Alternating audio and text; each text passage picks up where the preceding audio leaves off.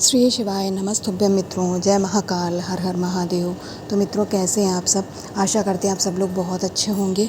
मित्रों, हम सबको पता है कि 21 सितंबर को जो अमावस्या तिथि पड़ी है उसी दिन सूर्य ग्रहण भी पड़ा है। लेकिन परेशान होने की आवश्यकता नहीं है मित्रों, क्योंकि यह सूर्य ग्रहण भारत में नहीं दिखाई देगा, यानी इसका असर भारत में नहीं रहेगा, लेकिन सूतक काल तो रहेगा ही। तो ऐसे हमें कुछ सावधानियां बरतनी पड़ेंगी, कुछ उपाय करेंगे जिससे आप सूर्य ग्रहण से भी बचेंगे और अमावस्या तिथि पे उपाय करके हम अपने पितरों को भी तृप्त करने का प्रयास करेंगे। तो चलिए सबसे पहले उपाय की बात कर लेते हैं। आज क्योंकि अमावस्या तिथि है तो हम सभी लोग रात्रि में यानी प्रदोष काल में अपने घर में एक अमावस्या दीपक जलाने वाले हैं। ठीक है मित्रों, सामने स्क्रीन पे आप लोगों को मिट्टी का दीपक दिख रहा है ना। इस मिट्टी के दीपक में आपको क्या करना है, हमें अपने पितरों के लिए दीप तैयार करना है। ज़रूरी नहीं कि आप मिट्टी का ही दीपक लें, आप आटे का भी बना सकते हैं। कुछ लोग तो पीतल के दीपक का प्रयोग करते हैं। वो लोग सोचते हैं बार बार कौन झंझट करे, कौन बनाए, कौन हटाए, इससे अच्छा पीतल का सबसे अच्छा है। तो आपकी इच्छा, आप जो दीपक तैयार करना चाहें आप दीपक तैयार कर लीजिए। बस ध्यान रखिएगा कि जब पितरों के लिए हम जो बातें लगाते हैं वो लंबी बातें लगाई जाती है और घी से। इस तरीके से आप दीपक एक तैयार कर लीजिएगा। अब बारी आती है कि आखिर इस दीपक को हम प्रज्वलित कहाँ करेंगे।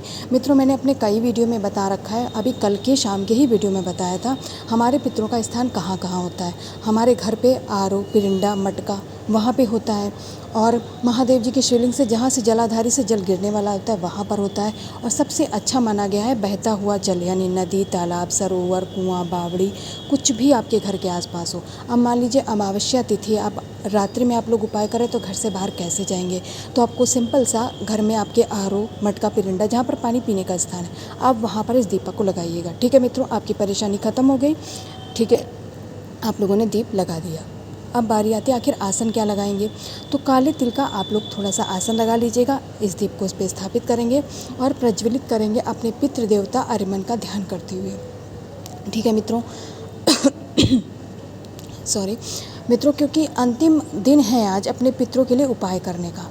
अंतिम दिन, अंतिम अवसर है, आप अपने रूठे हुए पितरों को मनाने का ये मौका मत छोड़िएगा। पितृदेवता अरिमन का ध्यान करके इस दीपक को जला देंगे। इसके बाद इस जलते हुए दीपक के अंदर आपको एक चुटकी काला तिल और डाल देना है और दोनों हाथ जोड़ करके अपने पितरों से निवेदन करेंगे कि जाने अनजाने हमसे गलतियाँ हो गई हों, आपको मनाने में, आपको प्रसन्न करने में अगर हमसे कुछ चूक हो गई हो तो हमें माफ़ करें और इस दीपक को आप स्वीकार करें।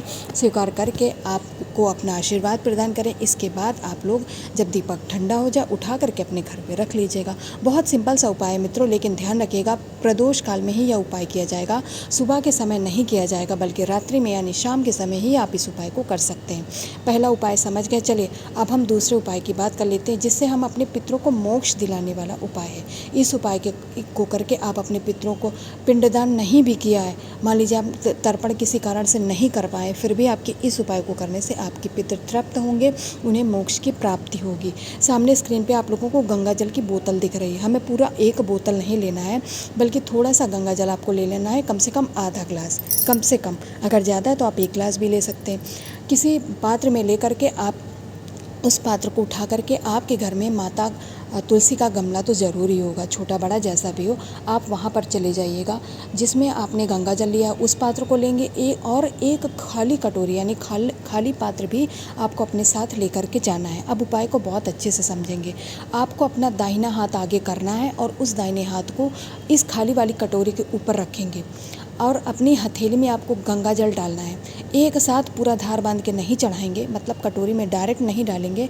उस गंगा जल को पहले आप अपने हाथ में लेंगे, अंजलि बना करके लेंगे और उसे कटोरी के अंदर डालेंगे। और इस क्रम को आपको कम से कम 5 से 7 बार करना है। अब नाम कौन सा लेंगे मित्रों?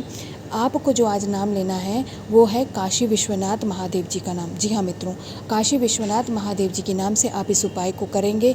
इस उपाय को करने से यदि आप अपने पितरों का तर्पण नहीं कर पाए हैं, उनकी पूजा अर्चना नहीं कर पाए हैं, मतलब बहुत सारे लोग गंगा जी जा कर के तर्पण इत्यादि करते हैं ना, ब्राह्मणों को भोजन कराते हैं, दान करते हैं, वो सब नहीं कर पाए हैं, तो इस सिंपल से उपाय को आप जब आप अपने घर में तुलसी माता के गमले के पास कर लेते हैं तो इससे भी आपके पितरों का तर्पण होता है महादेव जी की कृपा से और उन्हें मोक्ष की प्राप्ति होती है।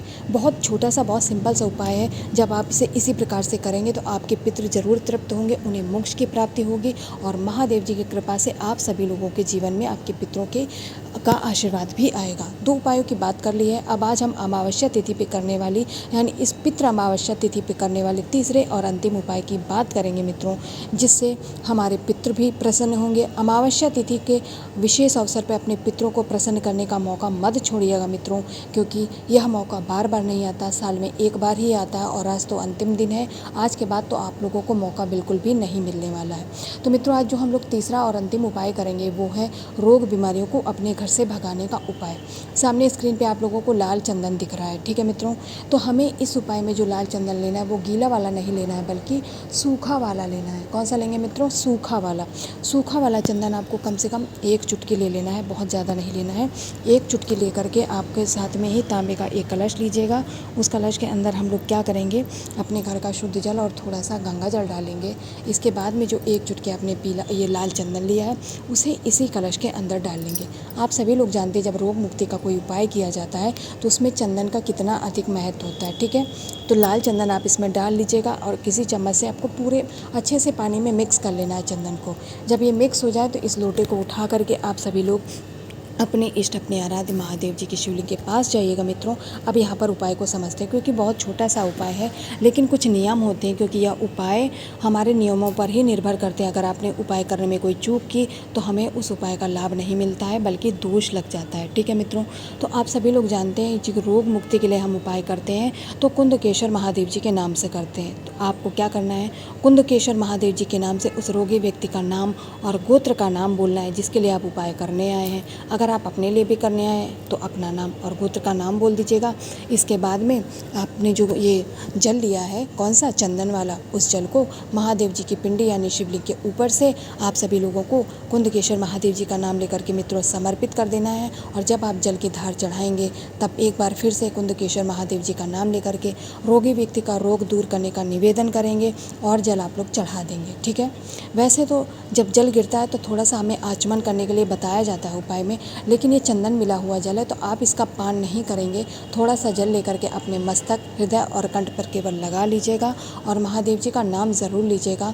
यदि दूसरे व्यक्ति के लिए उपाय कर रहे हैं तो उस व्यक्ति को आप इस जल का आचमन मतलब कि उसे दे दीजिएगा, वो अपने कंठ पे, हृदय पे, मस्तक पे लगा ले। इससे कुंदकेश्वर महादेव जी के आशीर्वाद से उस व्यक्ति की रोग बीमारियाँ बहुत जल्दी ठीक हो जाएंगी, वो पहले जैसा स्वस्थ हो जाएगा और महादेव जी की कृपा से मित्रों आपके जीवन में कोई रोग बीमारी दोबारा वापस नहीं आएगी। तो मित्रों, अमावस्या तिथि पे करने वाले 3 महा उपायों की हम सभी लोगों ने बात कर ली है और मैं आशा करती हूँ आप सभी लोग यह उपाय समझ भी गए होंगे। तो अपने घर पर अमावस्या के दिन शाम के समय यानी रात्रि में प्रदोष काल में इन सभी उपायों को करिएगा मित्रों।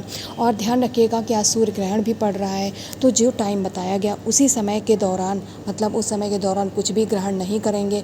ध्यान रखेंगे अपना और अपने बच्चों का और अपने घर में उपायों को करके हम स्वस्थ रहेंगे। महादेव जी की कृपा से आपके जीवन में कोई भी रोग बीमारी कभी वापस नहीं आएगी। श्री शिवाय नमस्तुभ्यम। जय महाकाल।